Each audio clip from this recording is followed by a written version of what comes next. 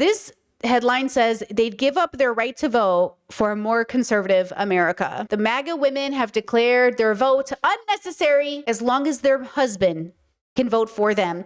Pourquoi? Does that mean you get a husband in this deal? So I give up my vote, but I get a guaranteed husband? How does this work exactly? Let's see. Are you planning on voting in the midterms? The people that voted for Trump are just very fed up. Both my husband and I are really disappointed. Okay, first of all, I don't even know who this girlie is, but I'm seeing her everywhere now, and she's like the dark-haired Erica Kirk. What is the number one motivating factor for you when you decide, who you're going to vote for? I don't want a party that's going to tell my son he can cut off his penis. Your plan is to vote.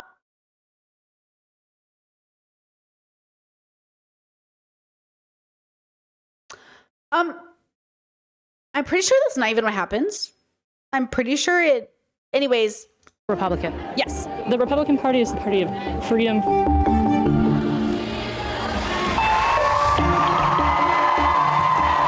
These are some of the voters that Donald Trump and his Republican Party desperately need in order to hold on to power. Conservative, mostly Christian women at a leadership summit hosted by Turning Point USA. The right-wing advocacy group led by Erica Kirk after the assassination of her husband, Charlie Kirk. Love you guys too. Turning Point is influential with young voters. President Donald Trump has credited the organization with helping him get reelected and bringing more young voters into the conservative movement. It's such a great place to be in here in America, as being young, being a female, being conservative. They all just play hand in hand together. But fractures in this movement are emerging. A main stage headliner is no longer backing Trump or Republicans, saying she won't vote in the midterms. He made it seem like everything was going to... Okay, Savannah Stone, the latest and greatest of, Brittany, don't listen.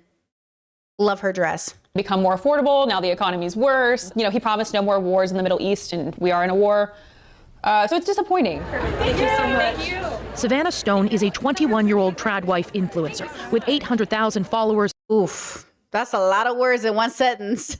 21-year-old trad wife influencer. Sheesh. On social media. She is a rising star in Christian conservative circles, even though she embraces highly controversial fringe positions. I'm going to start this off really strong. I don't think women should vote anyways. If somebody asked me, if the government was like, okay, if we could have a more conservative country, if all women gave up their vote, I would gladly give up my right to vote to have a more conservative country. There's a lot of churches that talk about it. Stone argues that women voters are too liberal, so the U.S. should shift to a one vote per household system. Now, is that a hill I'm going to die on and run for office and try to complete? No, that's not my main message. That's just one of the opinions. Somebody said the other day, it was a joke. I don't remember who it was. It was a joke. Like, men shouldn't have the right to leave. I think it was Dunham, maybe. Men shouldn't have the right to leave the house until they're 32 or something. It doesn't make any sense as a premise because, like, that's not going to it doesn't make sense. But it is like this men should start off in prison kind of argument. I would just like to say these are jokes against patriarchy. They're jokes meant to, like, make a point. But I do think that these women, some part of them really believes that it would work if they didn't vote. And I think a lot of it is a grift. So you should take it with a grain of salt that most of these women are just saying it because it is controversial and it will go viral. And I think it's really important that we pay attention that this thing that would have sounded crazy 20 years ago is going to start to sound so normal that it becomes reality. Like we've seen with a lot of the stuff that's been happening. Right? Things that people say, America's unrecognizable to me. I don't even recognize her. Well, you haven't been paying attention. But the truth is that everything that's happening now, it has already been happening behind closed doors. It's just out in the surface now. And also a part of it being out in the surface, like out in front of our faces, is the fact that things have changed. Because it's like, oh, this used to be behind closed doors and now it's happening in front of us. I can't tell which one's better for our mental health. But let me just tell you, it's kind of like when you think growing up, your family is normal and healthy and adjusted. And then you start going over to other people's houses and you're like, uh-oh, my family's weird. Uh-oh, like my family is not like other people's families. And it's like, was it better when I didn't know or was it better after? I'm a truth is always better kind of girly, but with the truth comes responsibility and you don't get to be ignorance is bliss anymore. So then you will either feel defeated and you won't do anything. You'll become nihilistic or you will become responsible. And hopefully wise and hopefully make better decisions for your country and neighbors and loved ones. So, you know what I mean? Give me the truth. I will learn to handle it, even if it's hard.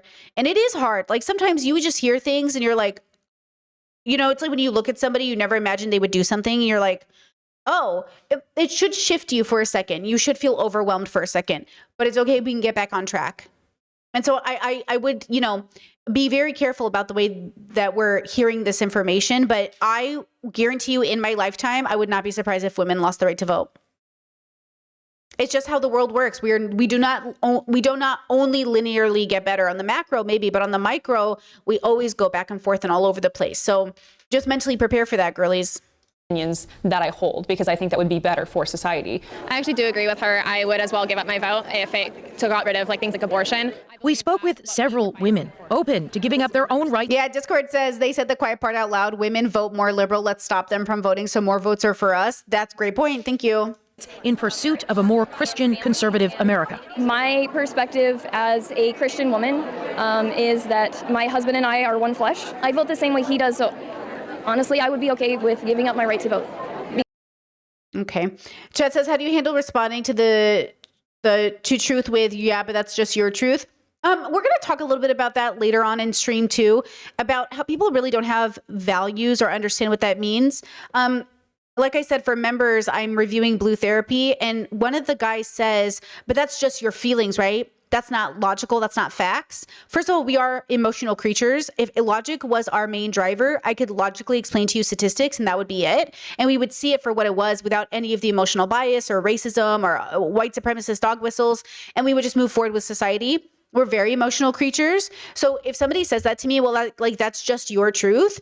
That feels like an emotional statement, but it could also be something they're trying to convey to me as we see things differently and I don't know what to do now. So I think I would almost ask for more information, because I do think a lot of people do it as a cope, no matter who says it. But I think the better thing to say is, and I'm trying to work on this as well, because look, I don't want to come across like a hater, because I do have the kind of job that criticizes people's beliefs. It sounds like, oh my God, you're always talking about this person or you're always attacking this person.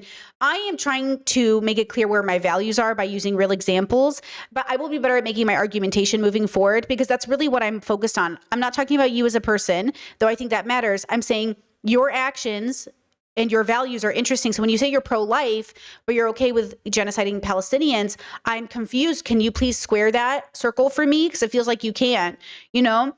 And then that's the issue that I'm having with even people that feel like, oh, they're on the right side of history. You say you're this, but then why this? And what I'm trying to figure out is how do you do that without attacking people? Because I know there's somebody who's going to say, well, Brittany, you do this and you do this. I know, but you're saying it to me as a way to defend your right to be bad, and I'm doing it as a way to try to be less bad. I'm saying these conservative women will say, well, you want the choices to do what you want with your body. I want to do what I want with my body. Okay, yeah, for sure. Even though we have the choice, the question is whether or not this choice is made with informed consent, whether it's good for us or healthy for us, whether it helps us in our future, and whether it's good for the people around us. So everything we do is for us, the introspection, how I feel, how I think, how I move through the world, and our extrospection, how I play a role as a community member with other people, and so on and so forth. So I you know, in my most wise and my most grounded, I'm able to basically guide people in a better direction. The issue is we're not always on it 100%. I'm not even on 100%. So sometimes people say things, I'm like, don't talk to me, boo. And that's my response. And then sometimes I'm like, can you tell me more about that? Explain it to me, you know, and then I'm, you know, so really the question is, how patient am I today? I hope that answered your question. It seems to, but like, that's, you know, the question is, how patient are we today to explain things, you know, because, okay, I will tell you this. I tell you this every time. Explaining the difference between a drag queen and a trans person to my family is the most exhausting experience you will ever have. Because they just like purposely do not want to learn. And then they'll be like, but what about this? What about this? What about this? And I'm like, do you want to just hear this out of your voice or do you want to know? So then you have to ask yourself, are you even curious? Do you really want to know? And that's when you decide, you know what? Open with boundaries. I'm over this convo, but I wish you the best. Because I know that he would represent me well.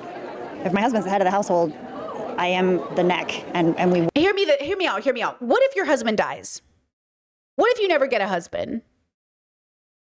work very cohesively together. So I would imagine They're probably going to say, well, then your father can vote. Okay, what if your father dies? if he was voting on behalf of our household, I would be fine with that. Do you think your daughter should have the right to vote? I'd be okay if she didn't, because I also know she's going to marry a biblical man, that they would also be in line. But the vast majority of women. Listen, you're allowed to have this belief system. I think it is deeply unethical in so many ways. Listen, how about this? You don't have to vote. I'm going to keep voting. Okay, fixed it.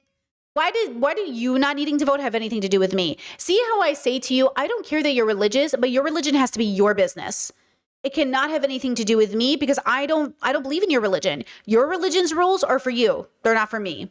Here say this remains a conversation for the fringe. I think the best thing that we can do is hold conferences like this to educate liberal women and hopefully sway them to the conservative side. I think women should be voting. Yeah, I wouldn't want to give up my right to vote ever. Okay, so now here's the conservative side of the women who do want to vote, which is why I'm concerned with the fact that a lot of these women who are saying I would give up my vote, they might just be the fringe, but the fringe is going to become very normal. I mean, look at Nick Fuentes becoming a normal kind of person, or even Charlie Kirk. Honestly, he's too fringe to have become this normal.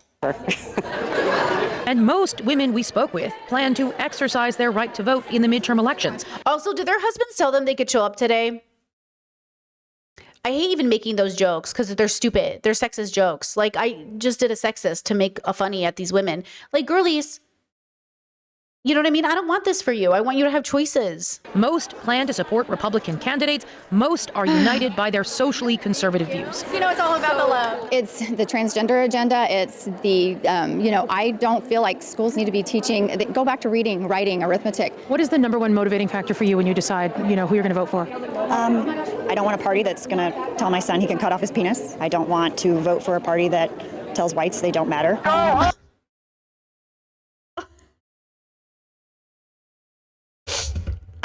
I don't know why I didn't expect that.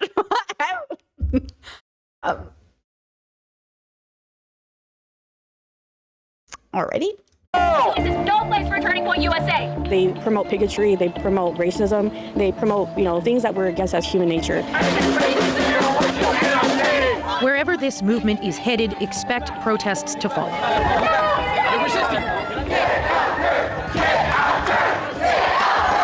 Are we having fun yet? Some demonstrators outside this event dressed as characters from The Handmaid's Tale, the dystopian book and TV series, to make their point.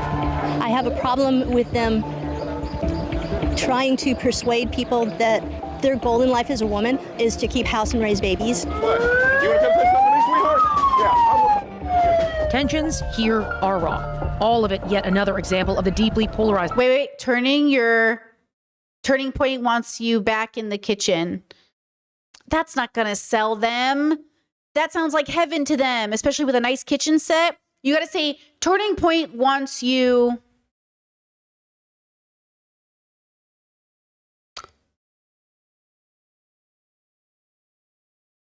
Fuck, I can't think of what would be. Okay, well, I'm going to have to think about this one. No, it wouldn't work. Turning Point wants you to lose your job. They're like, great, don't want one. Turning Point wants you to give babies or be a birth machine. Great, sounds great. Turning Point wants you, like, what do you say? Turning Point wants you. Ooh, tell them it's an unupdated kitchen. Turning Point wants you to settle for a man who can't even buy you a real kitchen. No, that's still playing into patriarchy, though. Like, oh, he has to be a breadwinner and he has to make a lot of money. Turning Point is against God. See, this is hard. How do you tell conservative women? Because they are participating in it. The problem is religion and deconstruction. And the point is, like, these women, they don't even need to deconstruct all of their religion, just like enough of it to realize, like, this isn't going to be helpful. But again, stop. This goes back to the fact that they think the world revolves around them. That's what we need to talk about. Turning Point, no. The world doesn't revolve around you. We should start, because they think that of the left, like, oh, you think the world is around you, or Jesus Christ would hate you. How about that? Ooh, Turning Point wants you trapped, but Jesus wants you free. Ooh, that's good. I like that. Ooh, that's good. I like that. But like, that's something like that. Like, Jesus would literally hate you, and Jesus hates nobody. So like, get it together. Like, Jesus would not invite you. Jesus would not go to your house for dinner. Jesus would not chill with you, bro.